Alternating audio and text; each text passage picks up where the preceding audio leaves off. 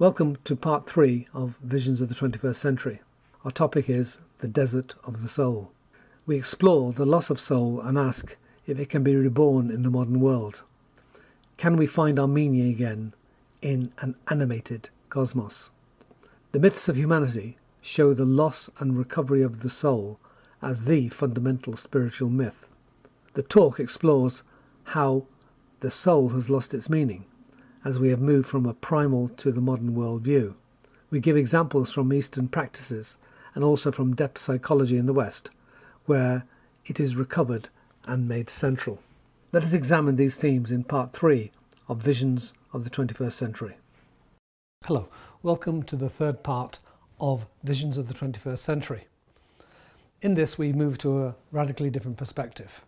Instead of looking at the crisis of the 21st century simply materialistically, in terms of wars, economies, ecologies, divisions and political situations, we're going to look at the emerging metaphysics to see if a new view of consciousness is possible. And we shall end by looking at the possibility of an integrated human being. So we've moved radically to the spiritual area rather than just simply the materialist area in order to get an interdisciplinary perspective on this whole evolving crisis. Because there's also a crisis in our consciousness. There's also a desert in the soul. Some of these questions that we're taking in include, can we recover the meaning of consciousness?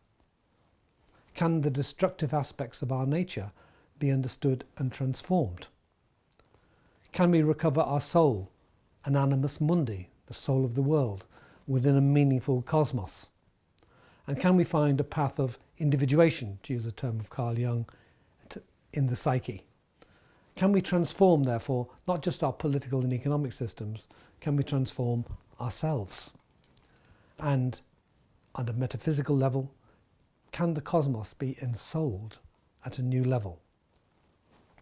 Now, great examples in the West of pioneers who have attempted to create a new meaning for consciousness and a meaning for the soul in the new bottles, as it were, the old wine, remember?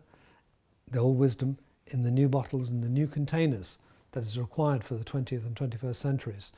We of course mention Jung, Carl Jung, as we've mentioned right throughout the Quest series, who provided not only a worldview, but a psychology, a depth psychology, and indeed an ethics. Because within the psyche, he discovered that there is an ethical foundation to it. There is a purposeful, meaningful development towards a higher self, towards an individuation process. We also have looked at other key thinkers in the realm of depth psychology, who have, as it were, plummeted into the depths of the psyche to see, but is there an autonomous, natural, spiritual impulse inside human beings?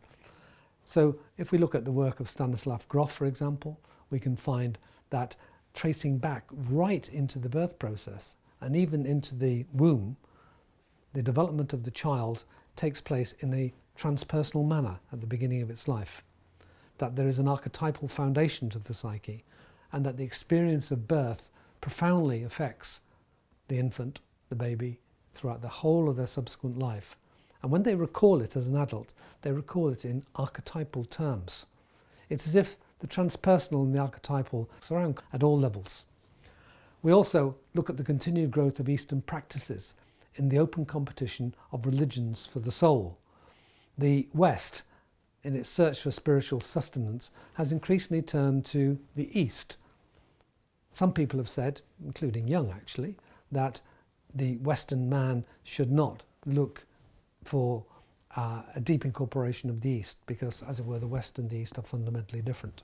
However, the evidence of the past 30, 40 years is that increasing numbers of people have looked to the East and their religions, like Buddhism, for example, and also the esoteric in terms of their mysticism, which is in the East often openly allowed and encouraged, has looked to these sources for spiritual understanding and growth, and have incorporated them into their practices in the West, yoga, meditation, of course, being famous examples. Now, we have incorporated in our Quest series a meditation practice which many of us have carried out following the secret of the golden flower. And it's an example of incorporation of Eastern practices.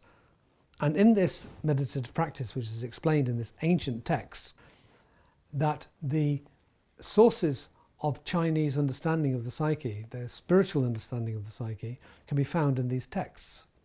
And the reason why we chose it is because this particular text and this meditation advice actually corresponds to a lot of what we've discovered, and certainly what I believe exists in the human psyche, that there exists not only darkness in the human psyche, but light. And this light circulates. And it's the circulation of the light, as if through the various chakras of the deep psyche, that this circulation of the light is the process of transformation and growth. And it's this circulation of the light meeting the darkness which leads to our growth. So there's an incorporation of the darkness and there's a meeting with the light, as explained in The Secret of the Golden Flower, and it's aided by meditation practices. So that is an example of how Eastern, Oriental, ancient wisdom can be attached and incorporated and integrated with the findings of depth psychology in the West. Now, there are 4 diagrams which you can see on the accompanying slides, which are taken from Richard Tarnas, who wrote that book we studied called The Passion of the Western Mind. He uses a simple diagrammatic explanation for what has happened to the soul, or the self, in ancient times as it moves into the modern world. And he portrays the self, or the soul, as an open system connected in a participation mystique with the rest of the nature and the world and the cosmos.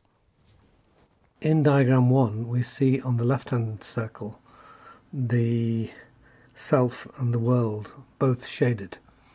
The self is permeable, and there is an influence from an animated world of archetypes, and the world of nature, and the world of which is alive, which is flowing into the self, and vice versa. On the right-hand side, we see the circle of the modern world view, which shows that the self is the only area now which has the sense of meaning, and the rest of the world is deanimated. In the second diagram, we see on the left-hand side, again, the diagram of the self and the world and the primal world view.